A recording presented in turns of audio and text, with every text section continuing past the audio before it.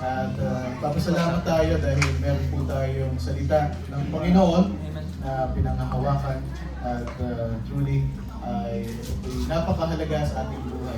Alright, so thank you very much, Juar. Maraming salamat po sa inyong pag-awit ngayong umaga. And thank you everybody for honoring the Lord today. At magandang umaga po sa inyo lahat. Morning! Good morning everybody. At Happy Lord's Day sa inyo pong lahat. Glad to see you. At sa ating pong mga guests, regular attenders, brethren, thank you for joining me today, and I pray that God will speak to all of us and be blessed. At just like to recognize ito pong ating mga kapatiran via online. At kung kayo po marinig nyo ang inyong mga pangalan, ay sige po, pakikaway lamang sa inyong mga tahanan.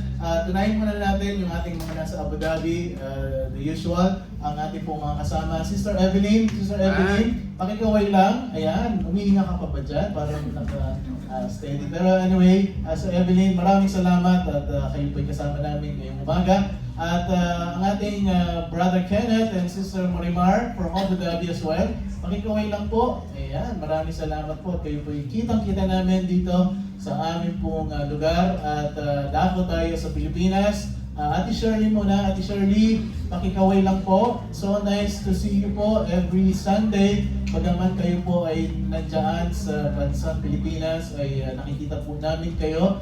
At dako tayo sa kabila naman, ang ating Nanay Erpe. Nanay, pakikaway lang po. So nice to see you rin po diyan. Maraming salamat sa inyong pong katapatan sa ating Panginoon. And we pray na lahat po kayo nakasama namin online ay hanggang mamaya ay marinig niyo po ang ating mensahe ngayong umagang ito dito sa UAE. Maraming salamat mga kapatid. At sa ating pong lahat dito ay patuloy rin po tayo magpasalamat sa Panginoon, and let's give God the glory. Are you ready to hear the word of God? Shall we open our Bible please in Romans 3:21? Romans 3:21, tayo pong lahat ay tatayo at basahin po natin ang salita ng ating Panginoon. Romans 3:21. Okay, at kayo po ba yung nandiyan na? Alright, Romans 3:21, basahin po natin ang salita ng Panginoon. Ready, read. But now the righteousness of God without the law is manifested, being witnessed by the law and the prophets. Tayo pong lahat yung mga manalangin.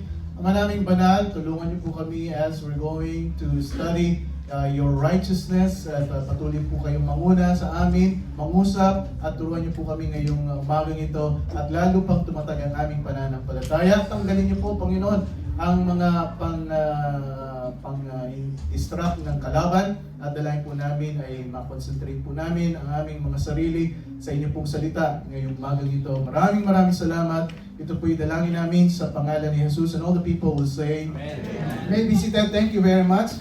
Right, so mamaya po may mga update tayo sa ating overnight camp. This is the last Sunday because next Sunday it will be our overnight camp. At let's be excited dahil po napakadami nating mga nakahanda na masasabi po natin ito po'y makakatulong di lang sa ating pananampalataya, kundi ma-enjoy po natin ang kabutihan ng Panginoon sa ating buhay. Amen po ba? Amen. Alright, so God bless you today. Nagalusan na ba kayo? Amen po ba? Amen!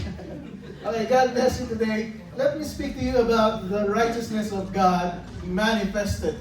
The righteousness of God manifested. Well, from last Sunday, na napag-aralan po natin sa Romans 1:16-17, ay natalakay po natin yung being not ashamed of the gospel of Christ. And as we have taken these two verses, Paul already mentioned in verse 17 about God's righteousness. Sabi nga ng Romans 1:16, For I am not ashamed of the gospel of Christ, for it is the power of God unto salvation to everyone that believeth, to the Jew first, and also to the Greek. Verse 17, For therein is the righteousness of God revealed, from faith to faith, as it is written, the just shall live by faith.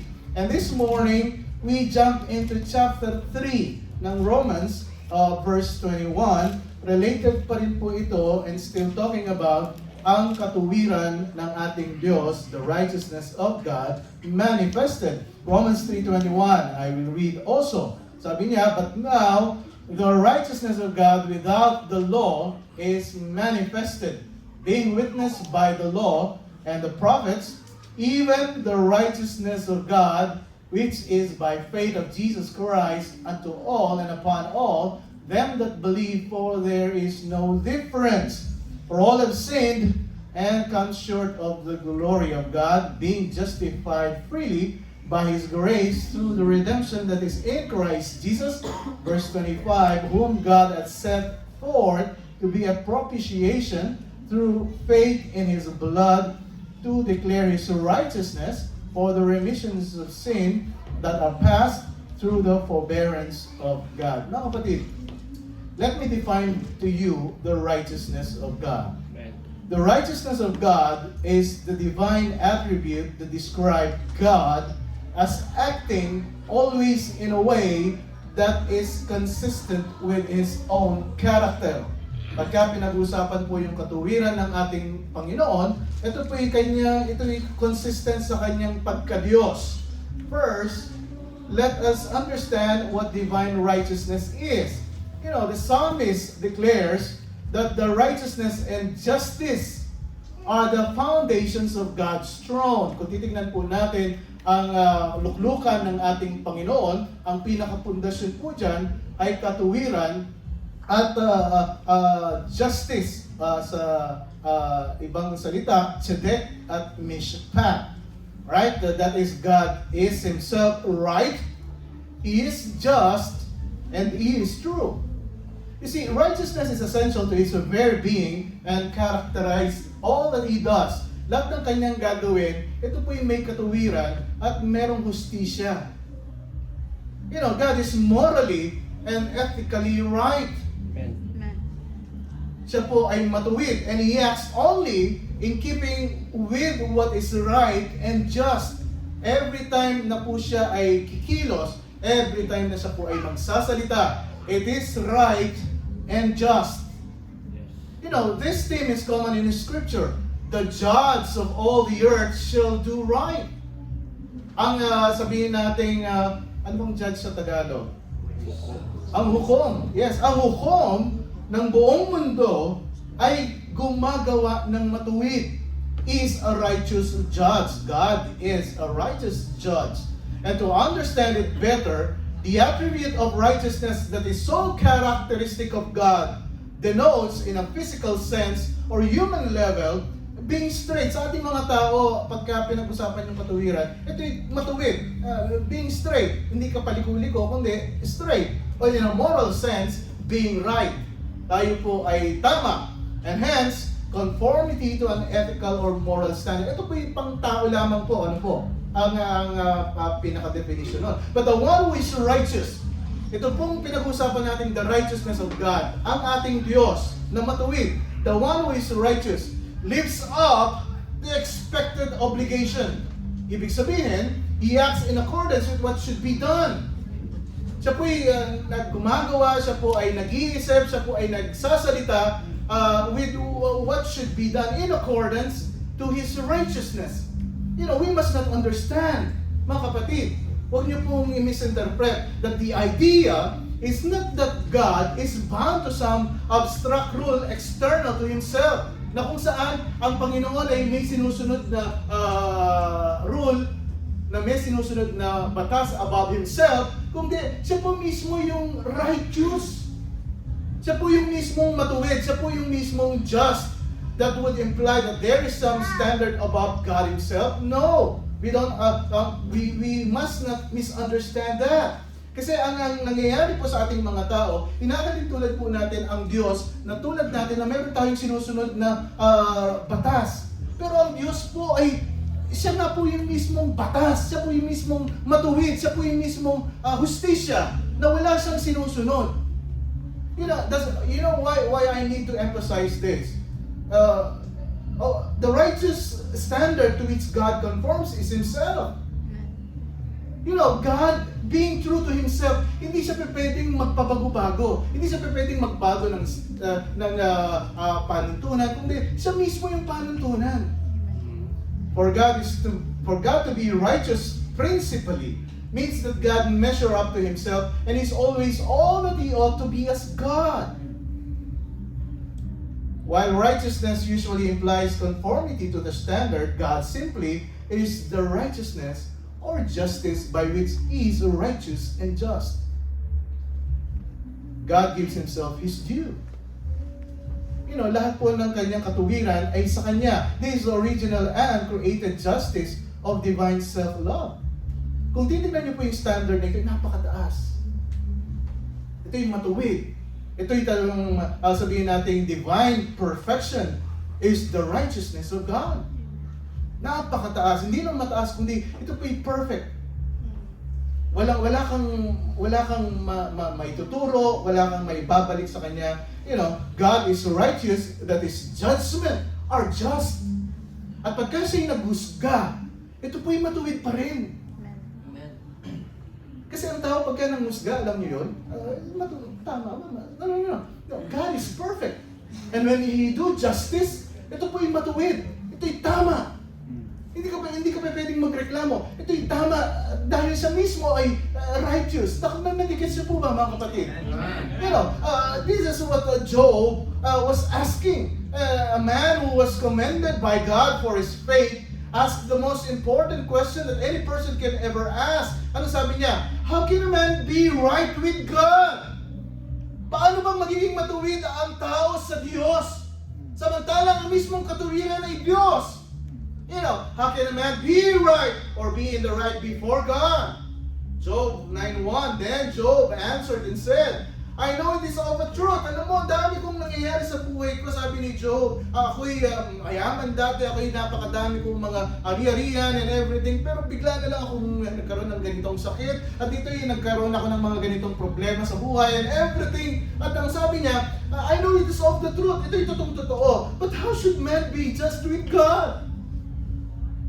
Ako nga ay tapat na, ako'y naglilingkod, ako'y every Sunday nasa church ako'y nananalangin, ako'y nagbabasa ng Biblia. Kung titignan mabuti, ang buhay ko'y talagang napakatuwid sa harapan ng Panginoon. Ang tanong niya, but how should man be just with God? Verse 3, if he will contend with Him, he cannot answer Him 1 of 1,000. Alam mo, sabi niya kung makikipagtalas-talasan ka sa Panginoon, sabi niya kaya na 1,000, sabi niya ay hindi ka ubra, you cannot answer Him 1 of 1,000. He is wise in heart, God is wise in heart and mighty in strength. Who hath hardened himself against Him and hath prospered. Sino magmamatigas sa pangsarapan ng Panginoon? Which removeth the mountains. Ang Panginoon nakatanggal ng mga bundok yan, and they know that which overturned them in His anger. Which shaketh the earth out of her place, and the pillars thereof tremble. Alam mo, ang Panginoon lang ang nakakashake ng mundong ito. Which commanded the sun, even the sun ay inutusan niya, it riseth not, and sealeth up the stars. Pwede niyang gawin iyon. Which commanded, which alone spreaded out the heavens and treaded upon the waves of the sea, which maketh, siya nga gumawa kay Arcturus, Orion, Pleiades, and the chambers of the south, which doeth great things past finding out, yea, and wonders without number. Lo, He goeth by me. Sabi niya, ang matuwid na Diyos, ang righteous na Diyos, na kahit ako'y unjust, na kahit na ganito ang aking buhay, ako'y isang makasalanan. Ang sabi ni Job, Lo, He goeth by me. Kasama ko siya. He goeth by me and I see Him not. Hindi ko siya nakikita, pero nandyan siya, tapat siya sa akin. He passeth on also, but I perceive Him not. Behold, He taketh away. Who can hinder Him? Kinuha niya lahat, sabi niya, sinong makakahadlang sa Kanya? Who will say unto Him, what doest thou? Sino makapagtanong sa Diyos, bakit mo ginagawa yan, Panginoon? Job 9:13, if God will not withdraw His anger, the proud helpers do stoop under Him.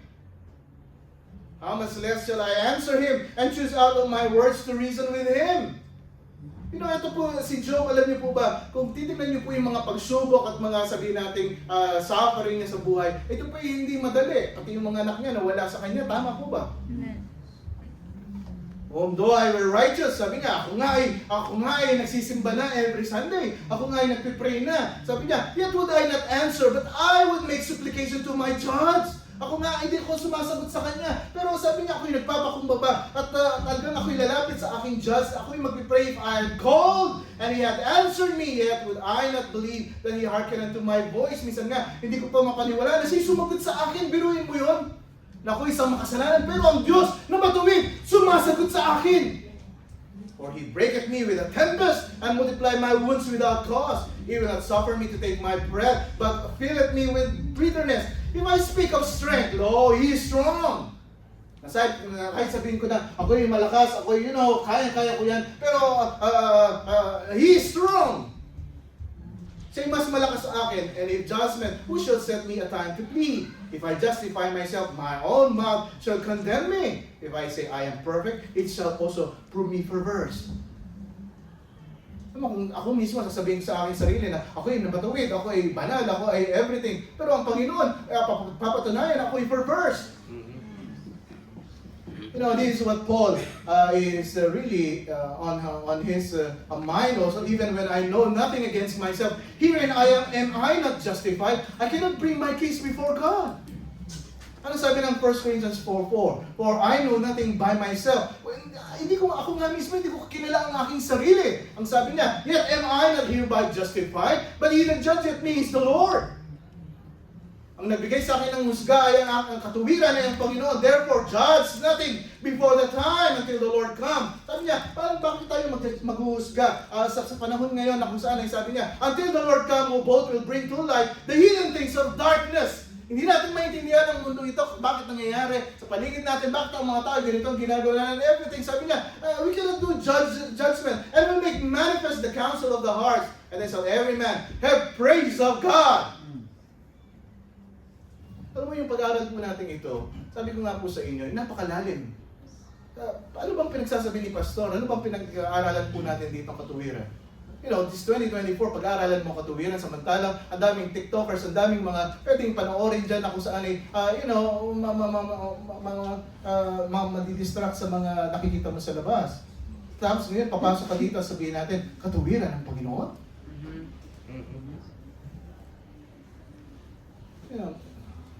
Sabi ko kasi at the end of the day, pagka tayo po'y nasa langit na, all the praise will be for God. Yes. Will be to God. Yes. And I've searched out my life, sabi ni Pablo, sabi ni Job. I am lost. With a sense of his smallness, with a sense of his guilt, his emptiness, his meaninglessness.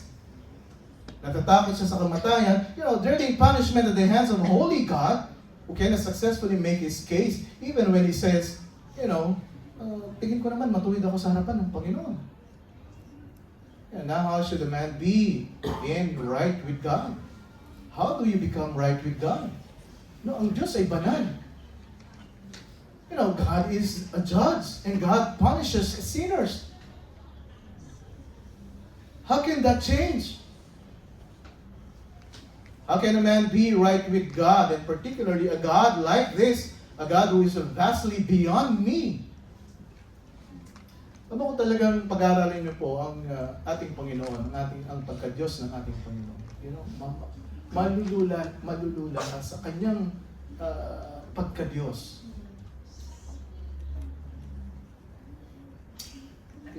Job goes through the litany of all the things that are true about the massiveness of God.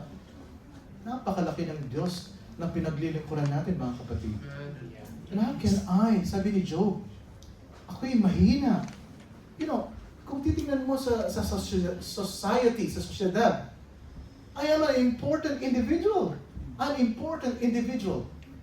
Wala namang ako mahalaga. Establish righteousness before such a great and glorious and holy God. How can I therefore escape His judgment? And that, by the way, is the basic question that every religion tries to answer. Mga relihiyon, na napakadaming relihiyon, napilit nilang sinasagot itong katanungan na, paano bang magiging matuwid ang tao sa harapan ng Diyos? Every religion is trying to answer the question, how do I escape the judgment of God and get into the place of favor from God? And then, in the right place when I die. No, but so many suggestions are made. Ang daming mga suggestion. And all religions, and all types, and all kinds, lahat ng uri ng relihiyon, lahat ng mga nakapaligid po sa atin, basically give the same answer. Alam niyo po kung ano yung ang kasagutan mo na, you can achieve that rightness, ikaw ay pwedeng maging matuwid, you can achieve it, and you can get it, and by your attention to being a good person, maging mabuti kang tao, ay ikaw yung magiging matuwid and performing that necessary religious rituals, magiging, sige, lahat ng religious rituals, gawin mo na, rites and practices and ceremonies, and external things na kung saan ay ginagawa ng maraming tao. In every case, you get in the right with God by something you do. Ito yung maraming mga tao na ginagawa nilang lahat para maging matuwid sa harapan ng Panginoon. I'm not saying that doing good works and being kind to people is wrong. I'm not saying that. Pero kung yan ang ipagmamalaki mo sa harapan ng Panginoon na ikaw ay ganito at ganyan, sa harapan ng isang matuwid na Diyos, ay sabihin niya sa iyo, you're perverse. You're perverse. Kaya ang mga tao walang pwedeng ipagmalaki sa Diyos. Amen. Hindi ka pwedeng magmalaki sa Kanya. Now, they all admit that God is kind. Mabait naman ang Diyos to some degree. At least, He will allow me the opportunity to try to do that. Yeah, why not? Try it. Pagkaligtas ka naman, ang turo natin dito, lalo kang maging mabuting mamamayan. Mabuting tao. And in varying religions, the kindness of God is more or less a large part of our efforts. But again, all human religions come up with the same thing. You work your way in. Pwede kang gumawa para fit in ka.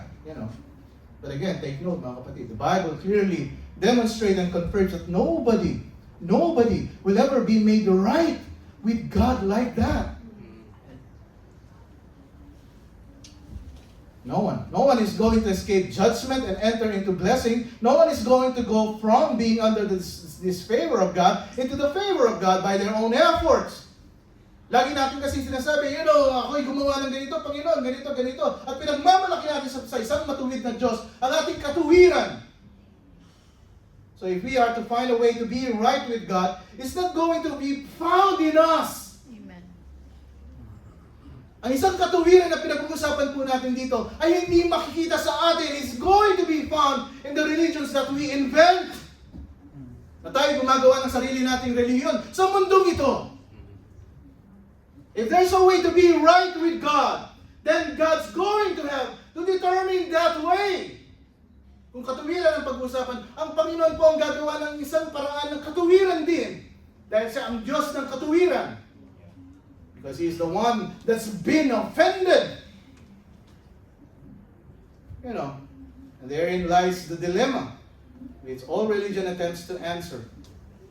Papanik, yung mga tao ay hindi na alam kung anong gagawin nila. Paul has clearly shown in Romans chapter 1, verse 20, that no one can be right with God on the basis of human effort. Kaya nga sabi ng Romans 3:20, therefore by the deeds of the law, there shall no flesh be justified in His sight.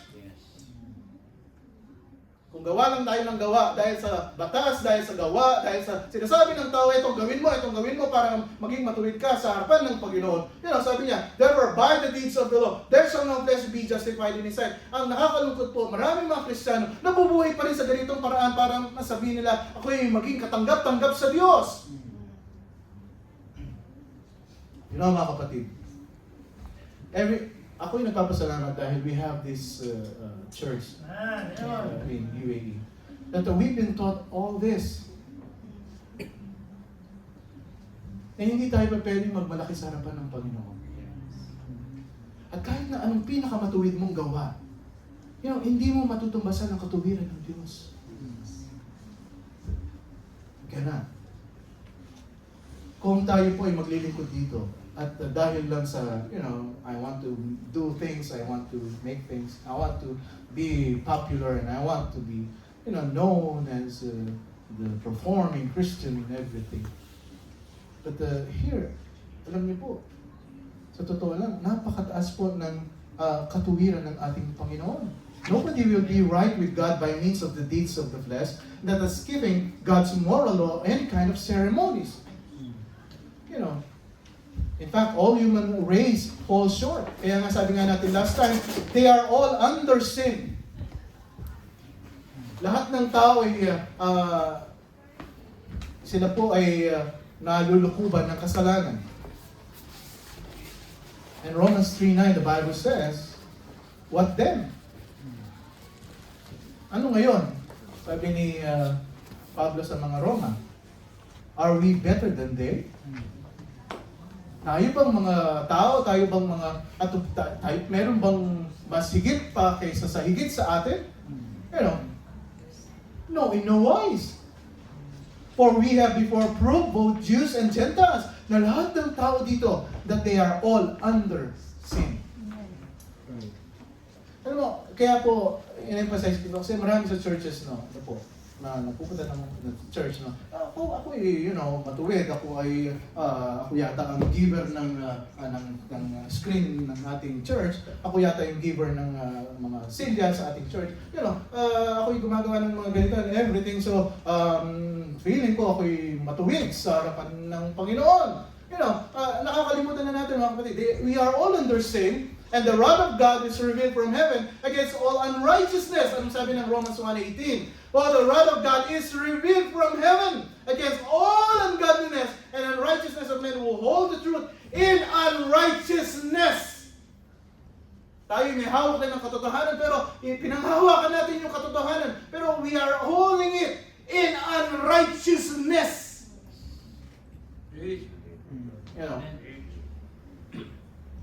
So all are unrighteous, all are under sin, and therefore all are under judgment. And no one has the capacity in himself to change that situation. Kaya hindi mo mapapalitan, ang Diyos ay matuwid pa rin, ang tao ay makasalanan. Right. There's no way for a man to achieve righteousness on his own.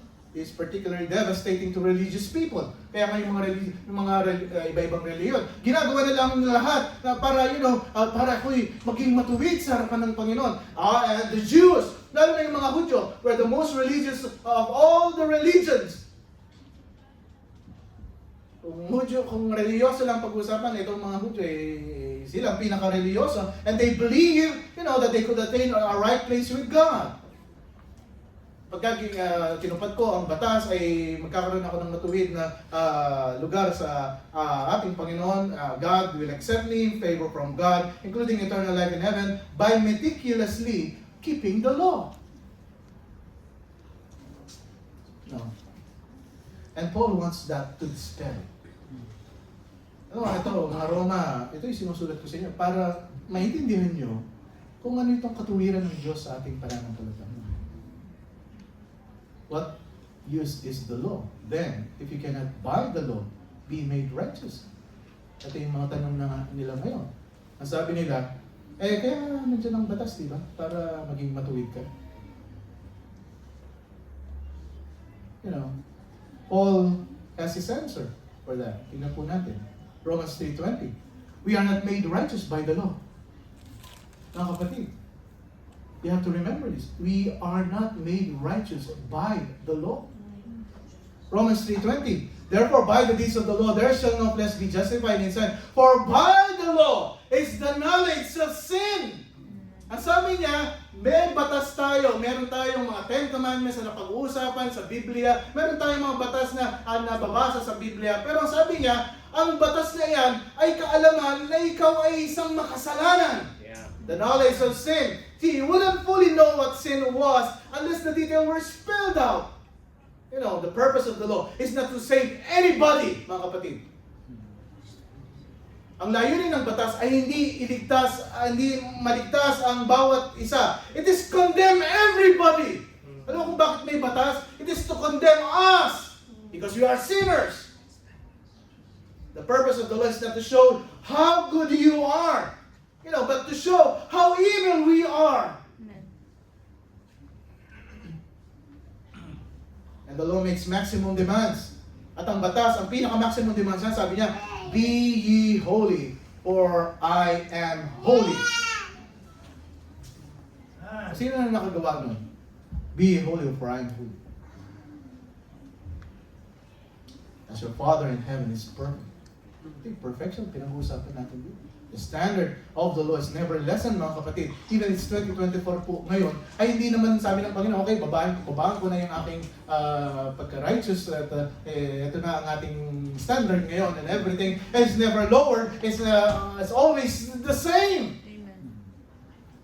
Ito po it demands perfection.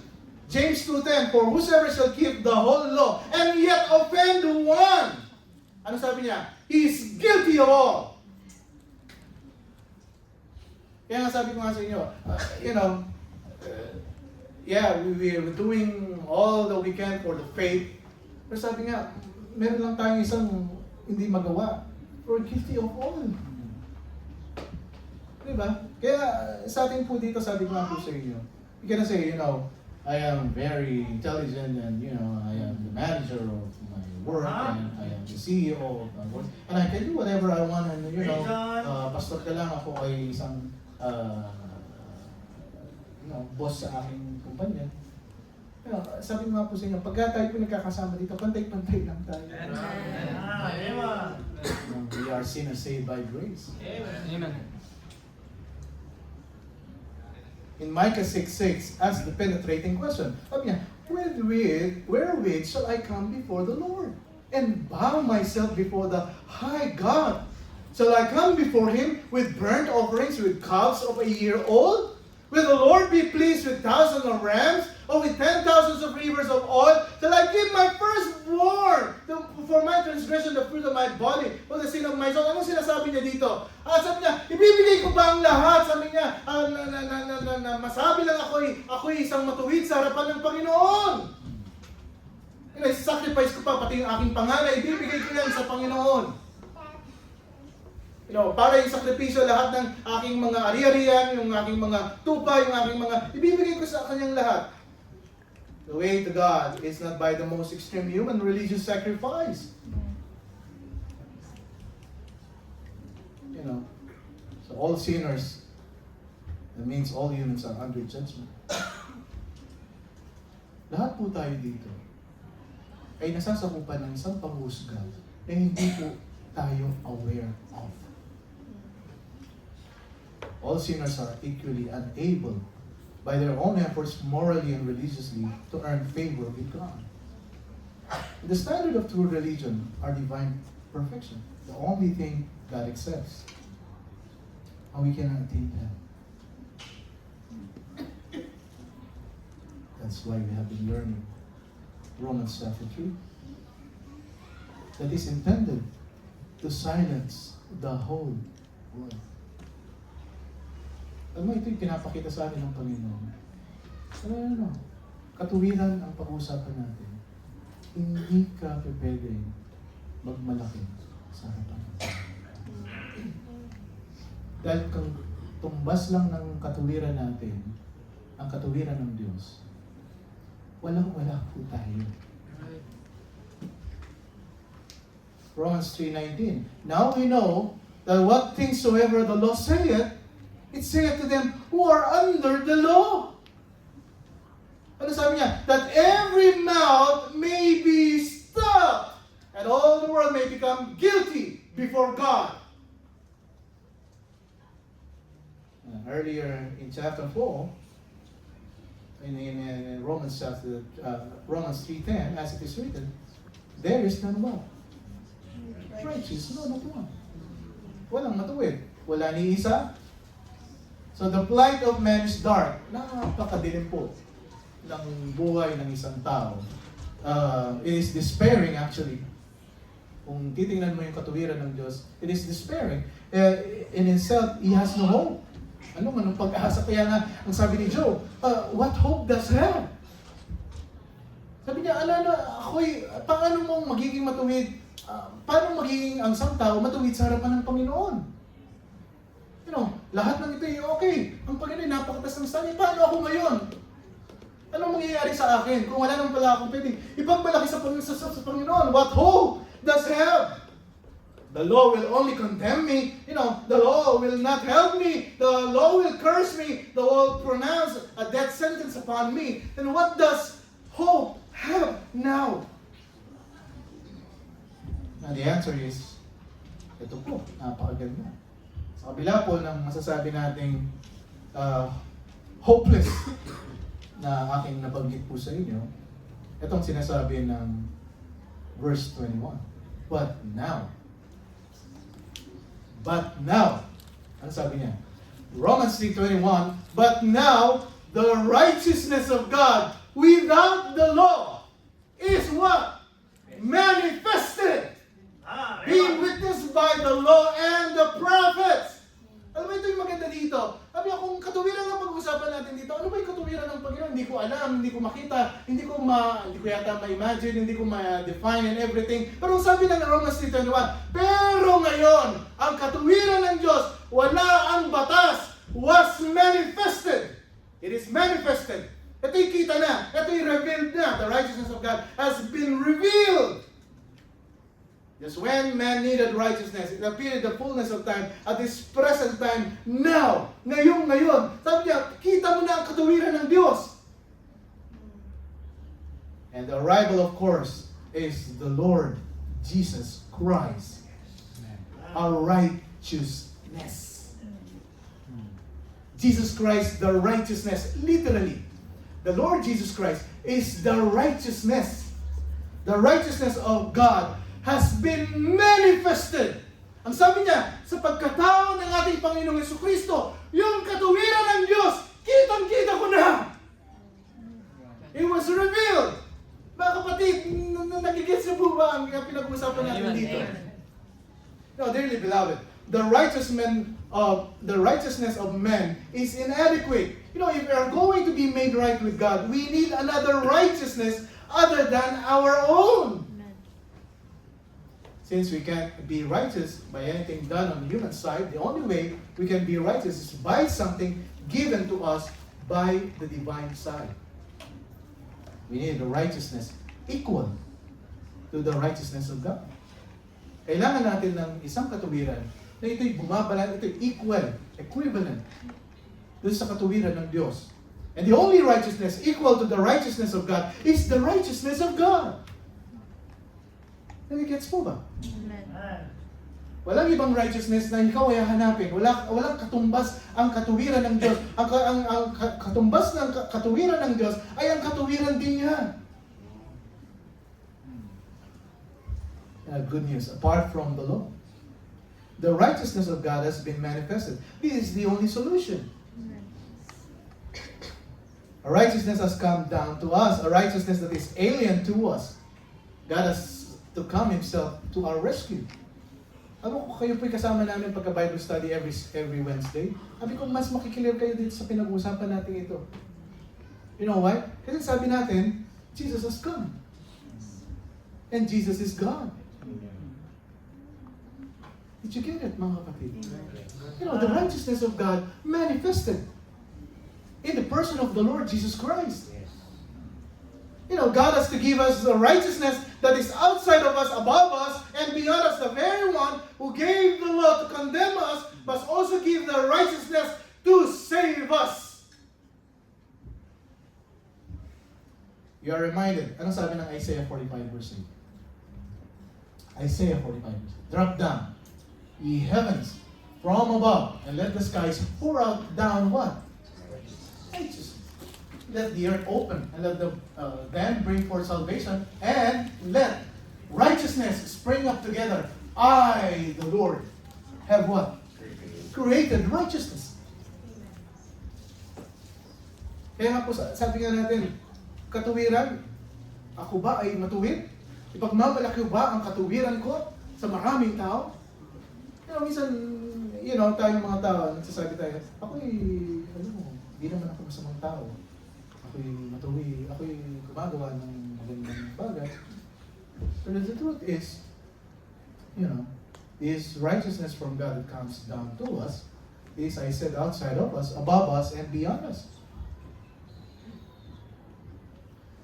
Even we are Christians, hindi pa rin tayo pwedeng malaki na sa sarili natin, matuwid po tayo. Yeah. Nagiging matuwid lang tayo dahil sa katuwiran. Yes. Philippians 3:8, yea, doubtless. And I count all things, sabi ni Pablo sa mga taga-Pilipos, Yet doubtless, walang duda. Sabi niya, and I count all things but lost for the excellency of the knowledge of the Lord Jesus Christ. Alam mo, sabi niya, wala akong pwedeng ipagmalaki. I deny my profession. I deny everything. I deny all this. Para nang sa ganun, sa aking buhay, may taas ang aking Panginoong Jesucristo, for whom I have suffered the loss of all things. And sabi niya, and to count them down, but down, that I may win Christ. Anong sabi ni Pablo? Sabi niya, alam mo kung ako nga lang, attorney nga ako eh. Ako nga ay tinuruan ni Gamaliel, ako'y laki sa napakadaming, alam ko lahat ng batas and everything sa Udian and everything, kung kayamanan lang ako rin ay may kaya. Pero sabi niya, I count them all lost and count them but done. Bakit? Kasi para lang mawin ko si Kristo. And be found in Him, not having mine own righteousness.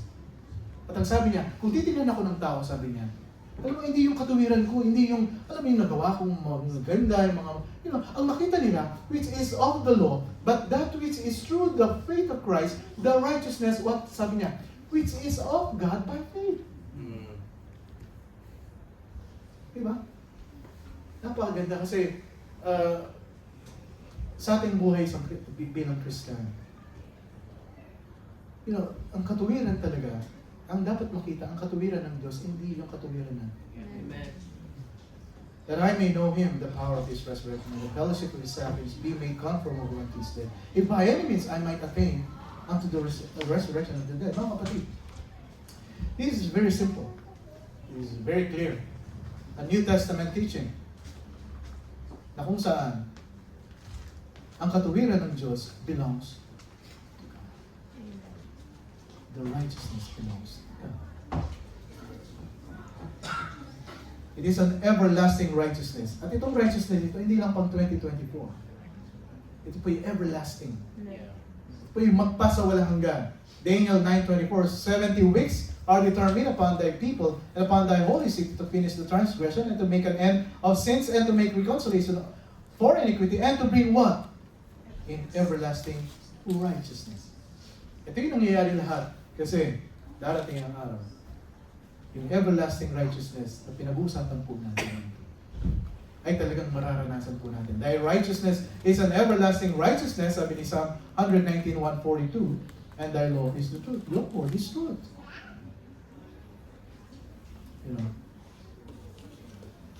Isaiah 61 verse 11 says, for us the earth bringeth forth her bud, and as the garden causeth the things that are sown into spring forth, so the Lord God will cause righteousness and praise to spring forth before all nations. Makikita ng lahat ang katuwiran ng Panginoon.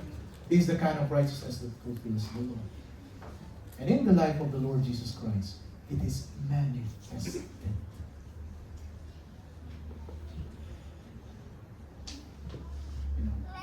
Hebrews 10:14, for by one offering He had perfected forever them that are sanctified. Po yung sinasabi natin, perfection. Lahat ng nagtiwala sa Kanya. Dahil sa Kanyang ginawa. Yung mga napalataya sa Kanya, they are sanctified, they are being perfected.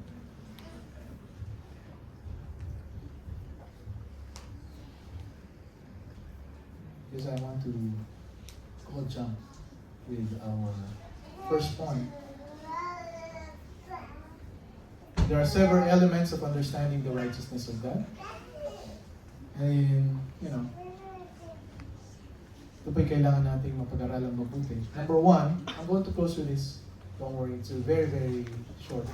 Number one, it is apart from legalism. The righteousness of God is apart from legalism. Romans 3:21, but now the righteousness of God without the law is manifested.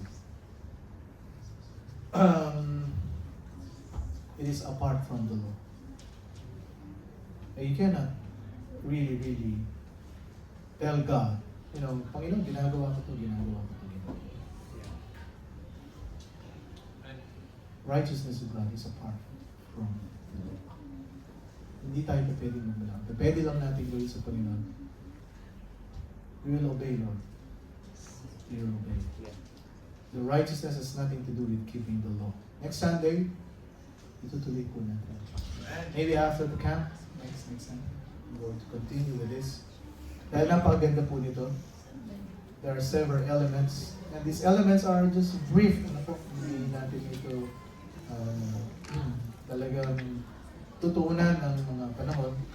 Because sa mga susunod po nating pag-aaral, ito po'y matatalakay natin in details. Right, Romans 3:21, the Bible says, "But now the righteousness of God without the law is manifested, being witnessed by the law and the prophets."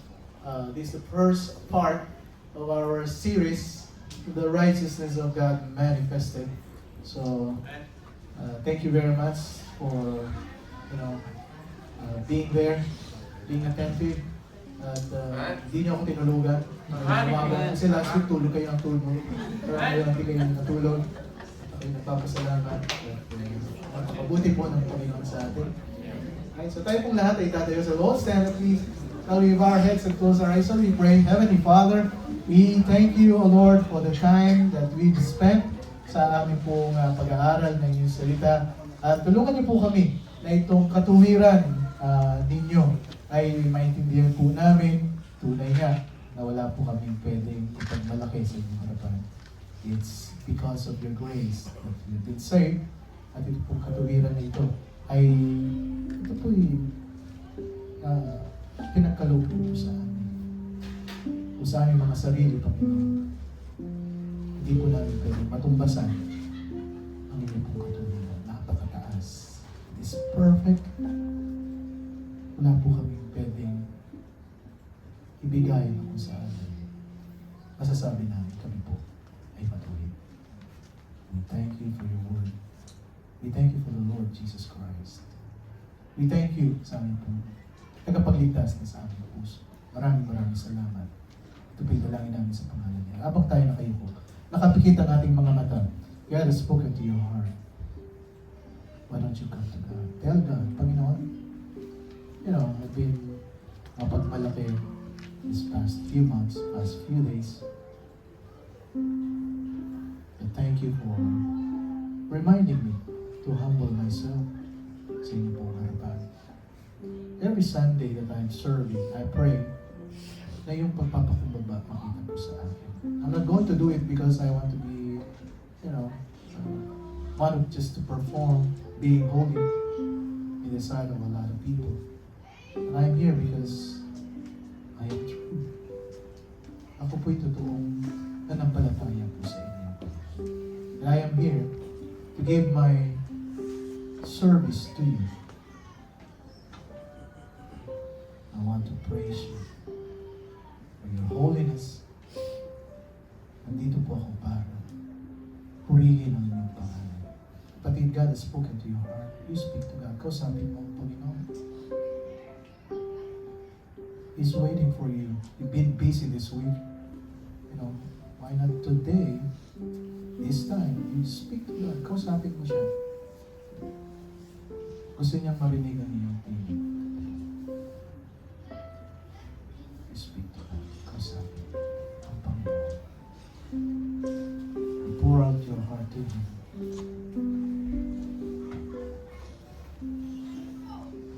Alam niya ang mga pinagdadaan. Give it to Him. Cast your cares upon Him, for He careth for you. Kausapin ko.